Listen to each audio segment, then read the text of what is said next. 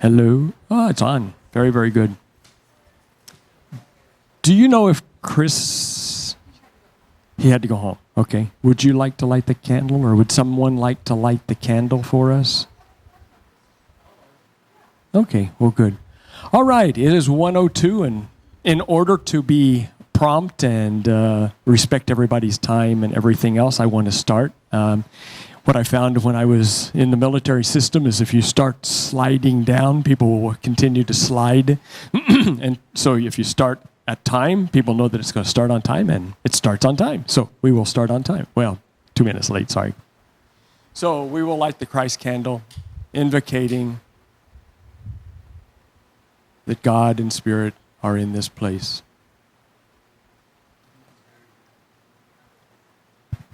Reverend Denise, would you open us? Yeah, thank you. So let's just take a moment to bow our heads, close our eyes, and connect one more time with that infinite presence. We give thanks for this glorious day, this town hall meeting in which we come together to offer information and exchange ideas and create a place of trust and transparency, order, and partnership. Thank you, God, for your guidance, your clarity, the ease, and the beauty that is within each and every one of us. Thank you, God, and so it is. Amen. Thank you, thank you, thank you. All righty, President's report. What I wanted to do first, before we really get into some of the President report with regards to some of the finances, to just say thank you to Reverend Denise for the things that she is currently doing, bringing training to the board. It is so wonderful, and it is very much appreciated, so thank you so much. For those that don't know, we had a meeting, I think it was last night. Everything's running together anymore. And it was great. It was great to be able to spend a little bit of time working on some of those things. And we'll have a few more, and starting with the queue and all the rest, that is just beautiful. So thank you, thank you, thank you.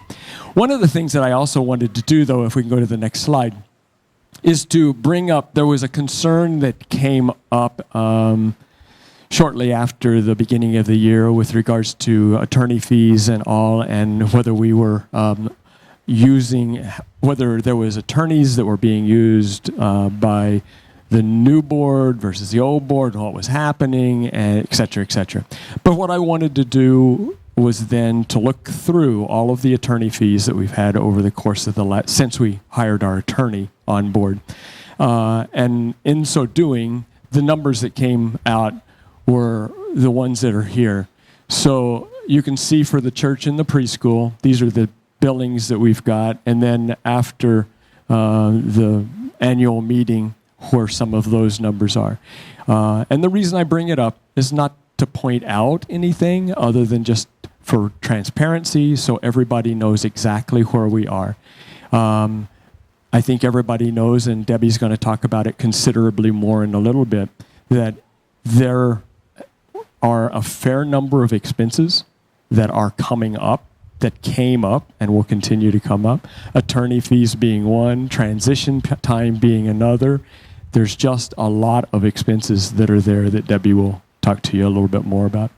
But as you can see, attorney fees are close to $20,000 that we accrued. The other thing that came up with the attorney piece was that all of the attorney recommendations, statements, opinions, and all that kind of stuff are bound to attorney-client privilege. So all of the decisions that he makes are decisions that the board owns. The church as a whole doesn't, because the board is his client. The board is responsible. Number one. And number two, if any of that information gets out, the attorney-client privilege for the board goes away. So what we needed to do was make sure that the information that was there, that was classified-ish, meaning PII, any of the rest of that, needs to be kept so that it doesn't just go out into wherever, because then the board can get sued if there's something that's there. So what we ask them to do is to give it to us on a thumb drive so that it could get locked up. And then if there are things that need to be looked at, more than 1, 2 people, 3 people can be in there to look at that information so that we don't have a occurrence like occurred once before where information ended up on the internet and wasn't in the best interest of the church. So we've got that, I think, pretty well under. Yes.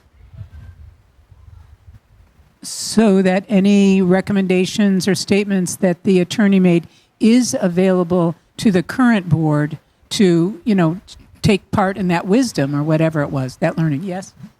Most certainly. And we just, so that it doesn't inappropriately get out, that's the important piece that is there.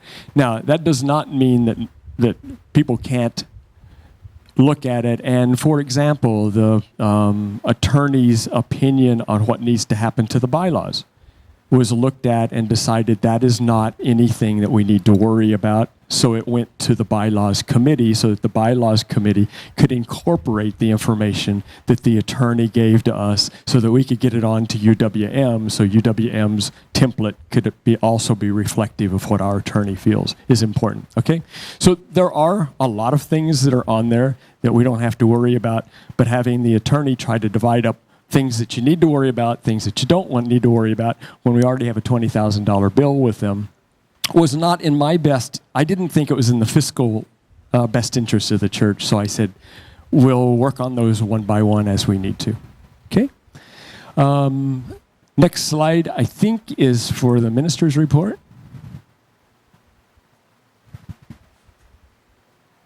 Okay, thank you. So I didn't really prepare a professional report, so forgive me. I'm just going to sort of give you the highlights of sort of what's coming up, and a lot of it you heard today if you were at service.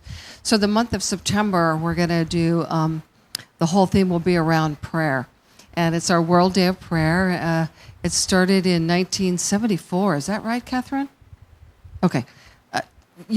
I think you know everything. Anyway, it's been many, many years that we've been doing the World Day of Prayer. And people from all over the world gather together during this time period. And Salim is inviting some of our local interfaith spiritual leaders to join us for that for an hour from 6 to 8 on Thursday. It actually starts Wednesday night at 7 o'clock. That's sort of the opening ceremonies through Silent Unity. I'll be here with Catherine, and then we'll go through the day, but the service is Thursday night from 6 to 8. So the whole month is about prayer, based on Wayne Muller's book, Learning to Pray, which is really using the Lord's Prayer in a very deep way. The next thing is compassionate communication continues to be our second Tuesday of the month. That's just utilizing Marshall Rosenberg's beautiful work that Gregory brought to you, that I've been ingrained in, and I just invite you, if you would like to have a more compassionate communication with loved ones or your work, to join us at least once a month. We'll be doing more of that. Second Tuesday. October, November, we're going to do a new series called The Untethered Soul. Michael Singer is the author of that. It's not a new book, but it's just one of the greatest books for spiritual awakening and freedom from the mind identity of the thought, and he's playful and beautiful and insightful. The Untethered Soul. That will be a book study, so those of you that love that, you'll have an opportunity to get back into book studies for that. And then my beautiful husband, Reverend Larry, is finally coming out of retirement.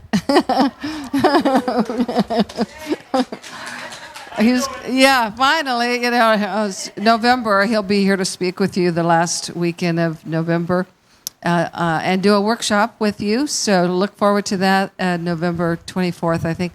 Growing in the Cracks of Life. And it's beautiful. It's really beautiful of finding ways of getting out of life's dilemmas and challenges. And so he too embraces our shadow self. So we're playful about it. Life can just be fun, even in the messes, so that's sort of where he is. So that's all I have, but you'll have time to ask me questions. Yeah, Catherine? Yeah. How do we get our own book on learning to pray, Wayne Muller's, or is that available, or bookstore or? Good question. So I'm not sure if we're going to get any copies in. Did you get them? 10 copies. Okay. We're going to have some copies. You can go on Amazon and get a Kindle version for $5.99. So those of you that like the electronic books, it's very reasonable. A lot of used copies on site. So we'll have a handful here. It's not a formal book study experience, but those that are already in their book study and want to continue on, I'll have inserts every Sunday to offer you insights and questions to go deeper if you want to. Or you could just be here on Sunday and enjoy the prayerful experience. So hopefully that answers the question. Okay, thank you. Beautiful, beautiful. Thank you so very, very much. I know that people already know that there are like 60 people that have been attending excuse me, the last book study. And it is amazing how deeply a lot of the groups have gone and how much they've appreciated the things that have gone on in them, and how many of the groups have already requested that they continue to meet, even if we don't have a book to be able to do. And when we talked a little bit about it a couple of days ago with our group and said that there's going to be another book we're going to be doing next, it's like, okay, we'll just hang in here and we'll continue doing. So thank you so much. The congregation really appreciates the time and being able to do. And whenever you've got 60 people out of a congregation our size is huge, and the tipping point for being able to make a difference is already exceeded. So we should be making huge differences. And I was so impressed this morning with the number of millennials and all that are back in. It's like we have got a huge number that are coming in. So blessings. I appreciate that a lot. Okay. Moving right along. I'm sorry. Financial report.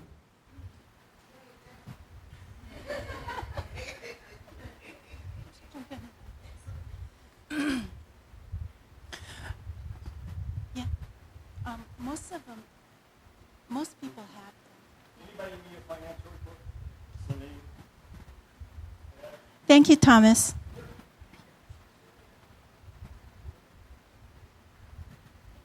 Okay, we can do the first slide. Good afternoon, everyone. Just a report from the finance team. Our accounting team will be changing to Sundays starting in September to be able to include more people in the rotation of the accounting team. And we will continue to count the midweek contributions on Monday. But these are some small little changes that we're making in order to ensure that we continue to have checks and balances in our finances. We also will be bringing check writing back in-house very soon. We're establishing the procedures to ensure that the accountant has the info that he needs in managing what is left of our accounting. And like with the accounting team, we're ensuring that we have sufficient resources in order to maintain those proper checks and balances that we need. Okay. This slide is the start of what Thomas was referring to with regards to expenses. What I did was go through the finances, the general ledgers from February until May 31st, and then grouped our expenses based on these particular accounting codes that include the guest speaker, contract labor, interim minister, other professional fees that came along with them, as well as travel and lodging expenses. Now, this only goes to May 31st. Please be mindful of that we are still incurring a few additional expenses, but not in the manner that we did during February and May. And this was all out of necessity. So while you see the grand total here at the bottom corner is 36,000, there were expenses that were budgeted for personnel expenses that will offset these numbers.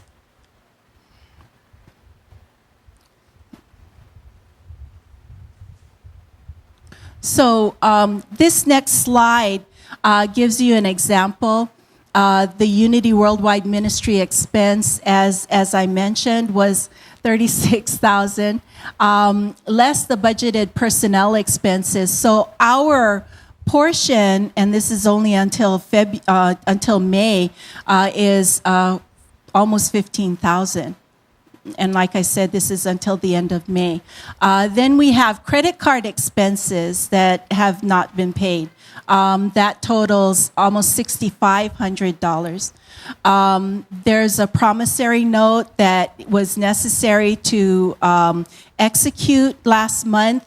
The promissory note was with the school. They were generous enough to allow us to borrow this money. We will be paying it back in 24 months at the rate of $732 a month, starting next month in September. And finally, as Thomas mentioned, attorney's fees. Now, we did pay approximately $5,000, so the attorney's fees that are still outstanding is about $14,000.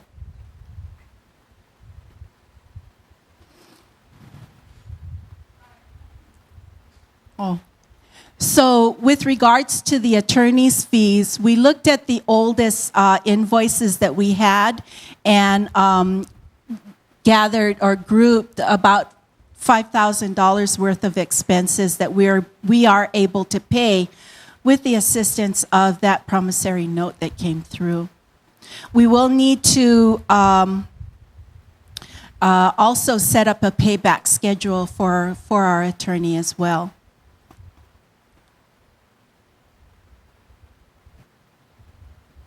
Okay, next slide. This very busy spreadsheet, very busy spreadsheet, is simply a comparison from January until July. And, you know, if you have been receiving these financials through, I just put all that together. Next slide. So what I did with that prior spreadsheet was take averages of our actuals, which is the first column here. And then I took averages of what was budgeted. And what I found was that while we are in alignment with regards to our expenses, our income has fallen short, and we're looking at currently a monthly deficit of $5,000 plus.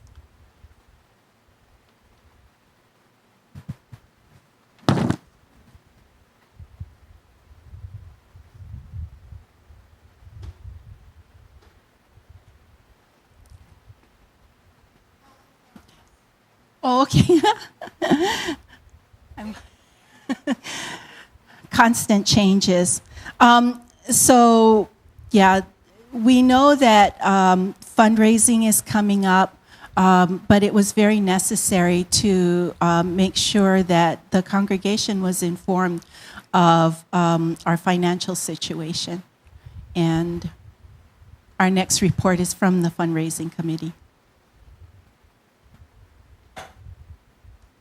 Thank you very much. I think there's probably three take-home messages that came out of there in case people were listening very closely. The reason that we're going to pay off the attorney fees, the oldest ones, is because we accrue a higher interest rate on the older they are, the more that they escalate the interest rate. And as you saw in there from Debbie, we're keeping down the expenses to what we had for budgeted. It's just that the income that's coming up, we're running shy on. So the board is in the process of trying to figure out how the best way to inform and make sure that the congregation membership knows where we are, where we're standing, and being able to let them know what they need, what we need, what the church needs to be able to make sure that we stay solvent and take care of business. So is there an asking number today? Like if we were to ask the universe for what we needed to pay off everything, would you know what that number is? The number is going to be right about, let's see, 17 plus 14 is 31 plus 7 for credit cards is whatever that was. So 40 to 50. Is that close to where I would say? I'd say someplace. Oh, and there's some coconut trees that are going to have to get taken down because they've outlived their life out here and they're rotting out of the top. And so if we don't take them out, we're going to end up with them landing on either a person, a structure, or the ground. And so there's a few of those kinds of things. So yes, I think that if we were to ask where are we and where do we want people to put in thought and mind, somewhere around $50,000 that we really do need to be keeping in prayer, meditation, and thoughtfulness.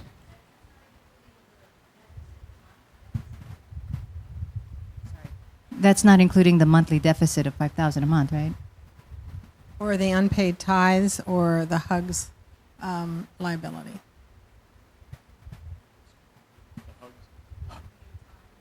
Yeah, I think we're caught up with ties to last month because HUGS money went out, and I think UWM and all went out. Is that right?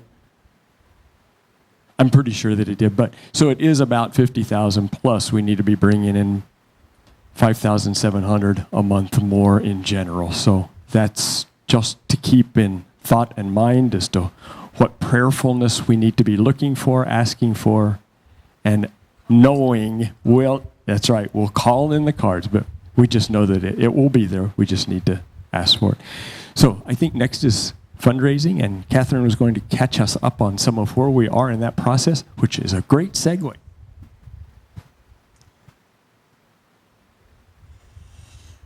Well, as you can see, we're at this moment where the realities are now available to us of, what we've spent, what we've need, what we've raised, and how we're doing. And as you can also feel and see, we're in this wonderful arc of just things coming back, not even coming back, moving into a new direction.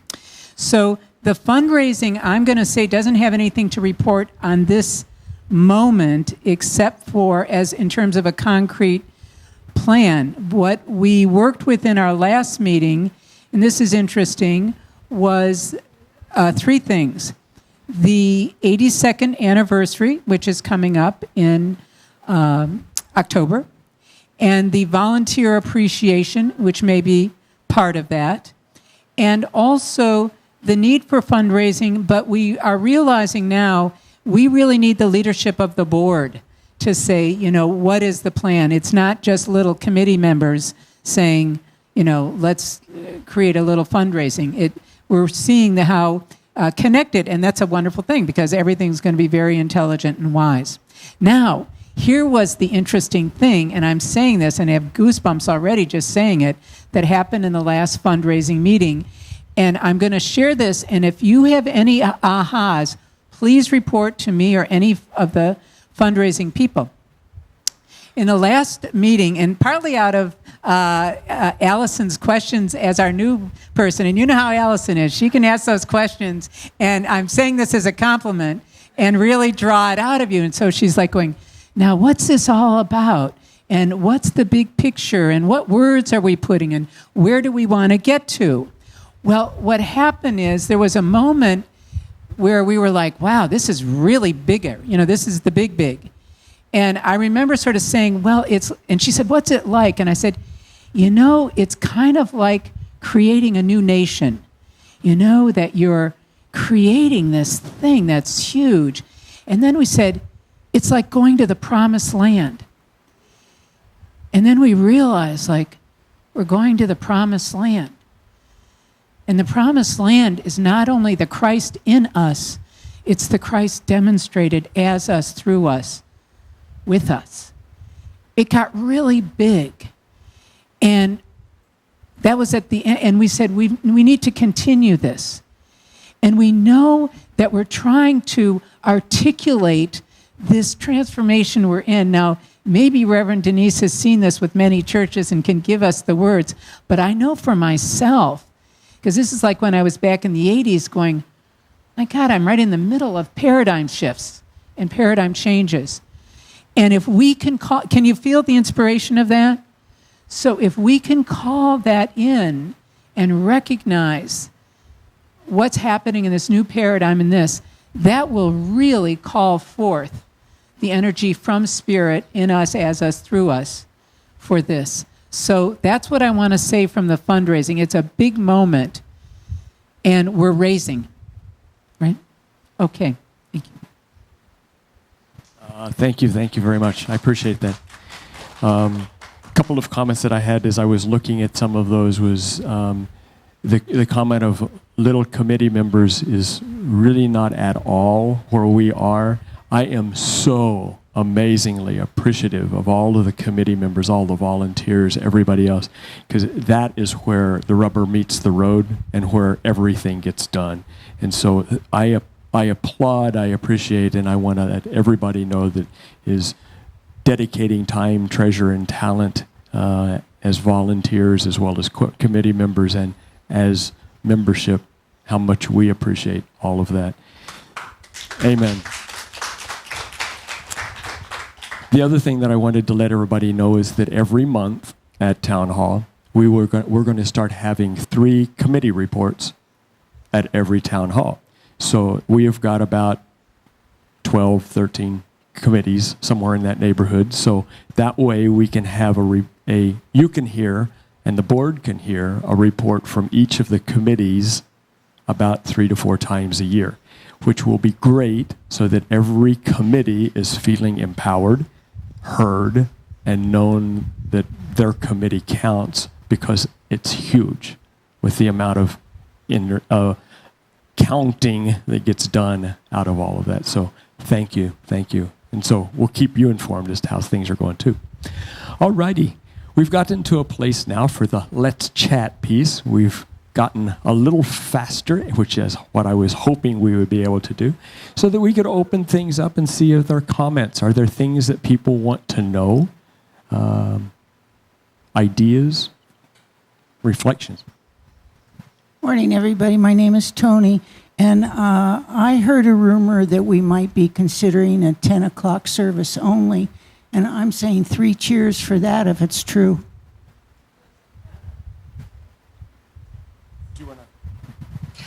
Yes, we have been considering that, and so there was a little bit of pushback from the 9 o'clock people.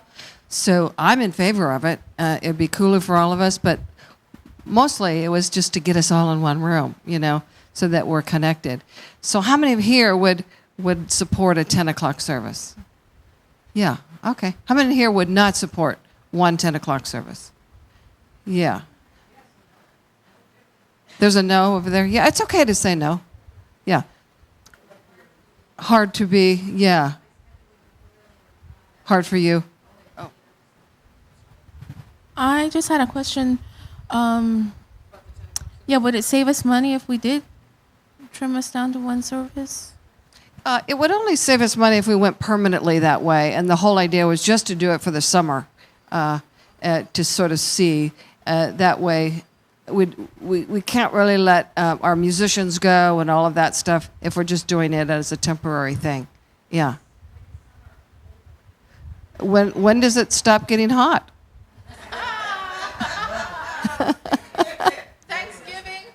Thanksgiving. End of September? Yeah, September, October. That's only 1 month, yeah. Not for 1 month. Okay. See, I'm easy. I have these ideas, and if they fly, great. If they don't, I'm not attached to it. And I thought it would. I was really mostly wanting to just bring us all under one roof, so we could sort of see each other and commune. And so just bringing us together. It's about the 7 C's we talked about. One of them was community, and connection and communion and all that stuff. And so the idea, it's always an exploration or, a temporary idea. And then if we love it, then we might keep it, right? But just so there. Perfect. I think that one of the things that, as I checked around to see what was going on, there was some concern from the 9 o'clock folk that they really didn't want to come later. They wanted to be able to kind of come in, get on with their day, etc. And obviously, we won't hear that most of the time in town hall because most of them are already doing exactly what they just said they wanted to do, which was to move on and could do a variety of other things for the rest of their day. So,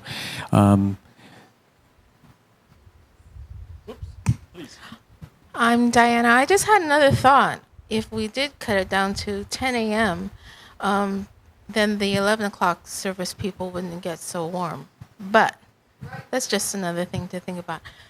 I don't know why the airlines were on the news this past week, but it made me think that about donating miles. Are you still doing that?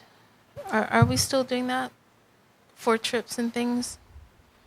For bringing people, for those kinds of things, most of the time, if you're going to donate miles, you have to donate miles in advance of the purchase of the ticket for whoever it is that you're going to be bringing out. And so doing it for UWM, for Gregory Rouillard, for the rest, obviously we're in arrears of that, and I don't know of any way to do it other than, I guess you could donate in advance of the next ones that come, if that's what you were asking. Is that what you could were we hold insinuating? on to the miles? And so how are we doing that then? I'm not real positive that an organization can have an account. I think individuals have accounts, but I don't know I know that when I was at Tripler, we couldn't have a Tripler account because that's what they wanted to do. And that's why eventually with the miles, they ended up saying, we can't use them, consider them back to the person that was traveling. Because I was unable to use any of the miles that I accumulated for years because it wasn't mine because the government paid for the miles. I think maybe nonprofits can because you see, requests to donate miles to different nonprofits. Perfect. No, I appreciate that. And so the homework for us is we will investigate and see where we are. Sally is going to take that on. Thank you for another volunteer. Very, very nice. Yes. Other questions people have?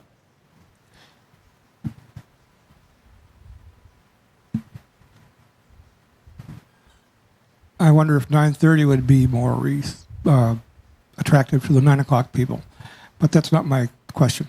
I wanted to ask if you could explain or talk more about the MCCT program that's being considered. Perfect. I think we have a plant back here in the back part of the congregation. Thank you very much. No, I appreciate that. Would you like to start us off with a little bit more of the mission-centric ministry discussion? How you want to... We haven't talked that through. Oh, okay. So... That's what you're talking about, right? mission-centric. So the new model into ministry, the last hundreds of years in ministry has been minister-centric. Everything sort of evolves around the minister. And so there's been some exploration into a new model. So as you probably can tell, in most churches, most are in decline, not all, but the majority of churches are in decline. So there needs to be a whole new model for ministry. So we're sort of letting the old die away.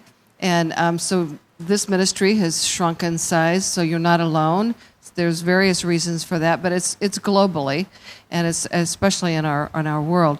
So Ken Wilber is the beginning of integral theory and practice, and it has to do with integrating consciousness and organizational structures and blah blah blah. But what it's about is moving from a minister-centric, which is focused.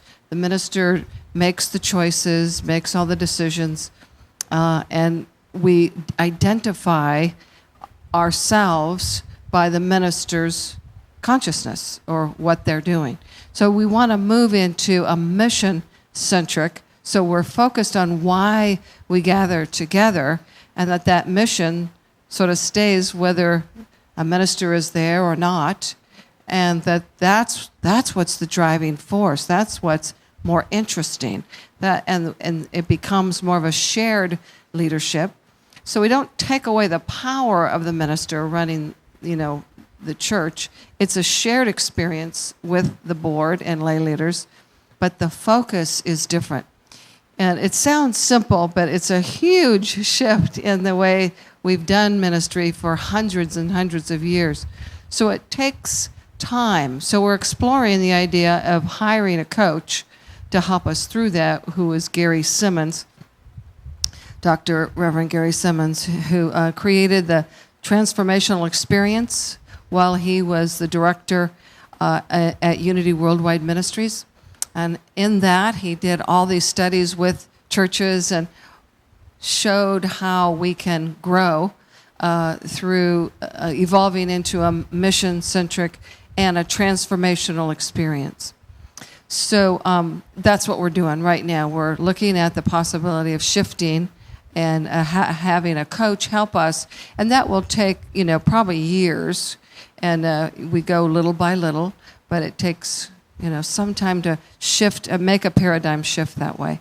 So there's, I think Gary has about, 8 or 10 right now churches that he's mentoring, and they're usually larger churches and ones that are out front, innovative, looking for what's the next thing, best practices.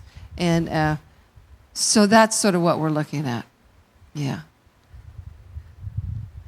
Does that answer it? I think so. Did that answer most of your question?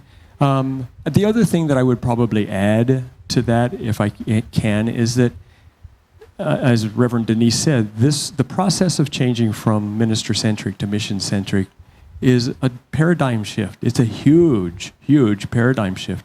And what we need to do in the process, which we're already doing, is doing the eye of the storm, doing the Q process, doing a variety of other activities that will start us, the board, us, the minister, us, the congregation membership, to understanding what does mission-centered ministry mean? What responsibilities do we have as membership of being able to run a mission-centered ministry? It takes a whole lot of paradigm shift. It's a culture shift. And as we know, we don't change cultures overnight, and that's why you can't have somebody come in a week and say, okay, magic wand, you guys are all fixed. If that would work, let's bring it on to just enlighten everybody right now. Let's go. All right, so does that make sense of where that all goes? Okay. I thought. I had a concern, which I don't have now, but a question. My concern previously was, when I heard mission-centric, it's sort of like the minister isn't as important, and this and that. But we found out from our last meeting, you need a strong minister, possibly even stronger in some ways, to be able to hold and bring the ship together.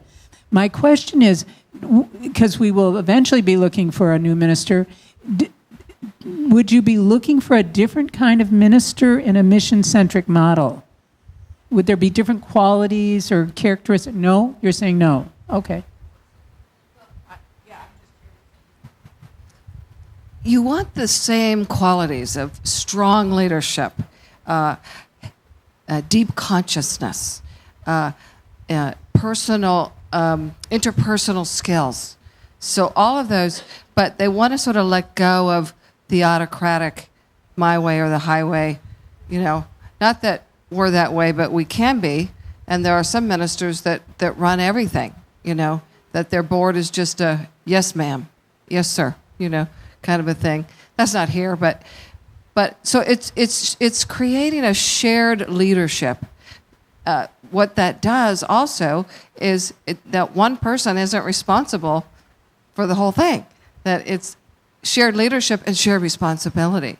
And in this, it's also educating that the membership has their role, their responsibility, that we're learning a whole new way of being in membership, that it's about owning the church, that this is our church. And so we lean into a whole new way of fundraising. It's a whole new idea of, well, we're talking about, when we talk about ownership, then we're talking about, okay, this is what it costs to run the church. So in the Jewish tradition, they have, this is what you have to do to be a member here. And so we're sort of moving into that. But that takes time before we just hand you a $2,000 bill, right? It takes time to sort of understand, what do you mean I'm the owner? This is your church. We say it all the time.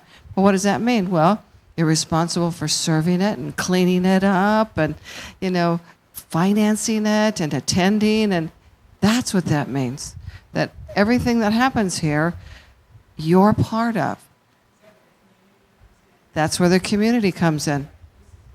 This is my community. I'm investing and I'm tithing as source. I'm giving my energy, time, talents, and treasures as source. So I'm not tithing any longer to where I'm spiritually fed. I'm tithing to what I want the world to grow into. Yeah, it's a bigger idea. So then we're not going, oh, I'm not spiritually fed by that minister or that talk or that thing. Your work is to awaken. I'm not here to awaken you. I'm here to support your awakening. But guess what? You got to do the work, right? So it's owning our lives. It's owning, where we are, all of it. So it's a whole shift. Like in medicine, shifting from the doctor is the only one that knows best, right, into partnership. And that's changed as well. So we're moving into partnership, that we're all partnering in co-creating a community through financial things, through serving, all of that. And I think I would take that again, and I'm sorry to tag on, but it also for the membership of, this is my ohana. This is my home. This is where I'm fed. This is where I survive. This is where I become family with others. And instead of having factions that start saying, I'm going to pick on that one, because then we're hurting ohana. And if we're mission-centric, we are supporting each other all the way through. And not, I don't like that minister, I'm not going to pay. I don't like that part of the congregation, so I'm not going to give. It's ownership, ohana, buy-in to the whole milieu of this campus. Does that make any difference? I saw it there. This might be redundant, but I see we're moving out of spectator sport into playing the game. And the other thing I see is we don't need a charismaticness. We want a minister who's fun, but we don't depend on their charisma. We look beyond that. That's just the two things that come up for me. Exactly, and that's what you've seen over the last few cycles of us going from charismatic leader to nobody's here to charismatic leader, and they get burnt out. That's minister-centric, and that's what we're trying to get away from so that we take ownership of our church home, of our ohana. Other questions? Yes? I love the idea of the whole congregation getting together in one service. It'd be nice to see the chapel full again with kids. But that's not what I meant to say. Sounds like the MCCT has at least a thing or two in common with empowering the people, and as well as the minister. And, there was something else, but I'll get to that later. All right. Other questions people have that they want? Oh. Totally different subject. Going back to the financials, as far as the attorney's fees are concerned, I was just curious. Is that the normal, or is that just for moving forward that we know that we have to budget that much or not?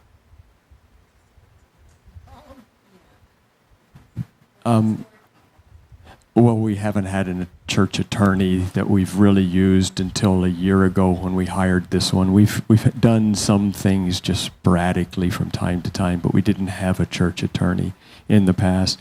And there was, as people know, there was a lot of stuff that was going on, and we got into a legal realm for the church. And in the process of getting into a legal realm for the church, we bought into the legal realm for the church. That's not to be critical of anything. It's something that probably needed to be done. But if we can get into more of the Ohana realm and want to work toward working together instead of against one another, we can start moving out of a different realm. And so the answer to your question of did we run up these kinds of bills in the past? No. If your question is this a fairly typical charge for the attorney? Yes. And actually, he's doing a fairly good job of trying to help us also. And will it continue? We have had no charges since here, with the exception of interest. And we're going to have to pay off the interest and that's why we tried to pay off on the slide that you saw right here of recommending the oldest ones, because the oldest bills that we've got are the ones that we're getting higher interest charges on, because it goes 30 days, 60 days, 90 days, 120 days. And the further out with unpaid invoices, the higher the interest charge. Okay? And that's also the reason, obviously, we're trying our best to pay off any of the credit card ones, because at 18%, that's a little higher than what the rest of this is. So we got to get that down.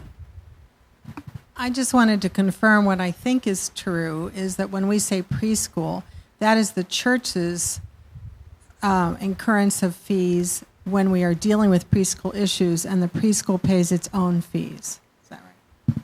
That is very true. So this is all just the Andy Bunn church attorney, and there was some stuff that came up for the church versus the preschool, and we had internal conflict in the process, and so we had two different attorneys. It was like a family squabble, and we're beyond that now. We're moving on, and we're thankfully beyond. Okay, we got 10 minutes. I want to make sure that we're Just wondering if a relatively enlightened and relatively smaller congregation couldn't be a bit more nimble than a daunting 2 or 3 year process to convert to MCCT. And why not look for a minister that's already on board that program? Yeah, perfect. I appreciate that. Part of it we talked about is that part of this is going to be a paradigm shift of the congregation membership. And if we as a congregation are very open to moving on, like I think we're seeing some of with the Eye of the Storm kinds of studies, and if we get a lot of people that are joining up for the Q process and are getting this transformation of what all happens, then we can be ahead of the ball game, but it will just be a process. And there is probably a tipping point at some place when you've got enough members that understand all of this, and whenever things come up, you say, that's not something I want to hear. I'm not going to buy into that triangulation, that kind of stuff. So when you get to that place that membership is matured at what's happening, things will move and we will take off. As far as hiring a new minister, we're not allowed to do that right now. Unity Worldwide Ministries will not forward the names of ministers to us until we clean up our act, which we are working hard on, and we are making good progress. But at the moment, that's not a consideration. No. And so when the time comes, then yes, we will be looking for a minister who matches where our congregation is at that time and who's interested in working in the way that we are moving toward working. So I imagine there would be a nomination committee, for the minister. Search committee. What am I talking about? Search committee. So once you all hear about that, that's when we'll be ready. Yeah. James, did you have a question? This will be our last, if it's okay with people. As we move from a minister-centric congregation to a mission-centric congregation, do we have a mission statement for this church? And is there any process by which the congregation, which is undergoing tremendous change in a positive light, could have input so that when we come out of our rebuilding process, we will have a new mission statement that reflects our new mission? And I think the congregation should be definitely involved in that. And then that brings up the idea, what about a vision statement too? What is our vision? And should the congregation be involved in creating a vision for this church? I think everybody knows we have a mission, vision, and a purpose statements that already exist. And please. So, great question. Thank you for asking that. And the answer is yes, that the congregation will be involved. As you know, I came and I asked you to participate with me in the practice mission statement, which is transforming lives and inspiring people to make a positive difference in the world. And that was hard for me because I always do it as a collaboration effort. So when my mentor asked me to do that, I went, really? But there's a reason for it. And so it's sort of like, let's just try this on for a while. Let's see how that is. And then after we're sort of ingrained in some of these teachings, then we come together as community because we'll be shifting our focus, shifting, really what's important to us. And then we'll do a mission, vision, and core values and move from there. But we'll have, several months together to sort of shift into a new idea of that. So, yeah.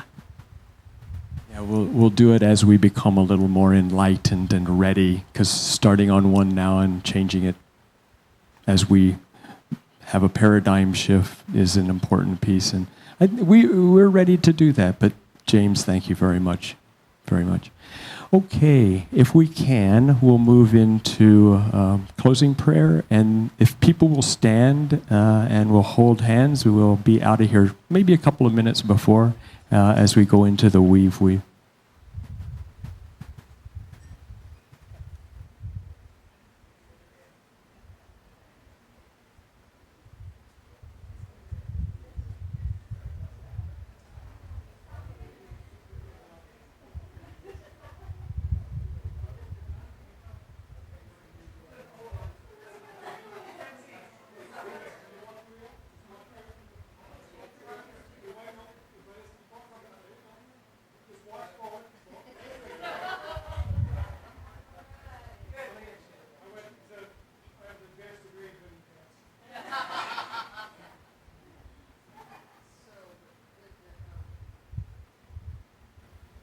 Would either Reverend Levitt or Reverend Johanna do our closing prayer? Which one of you feels so called?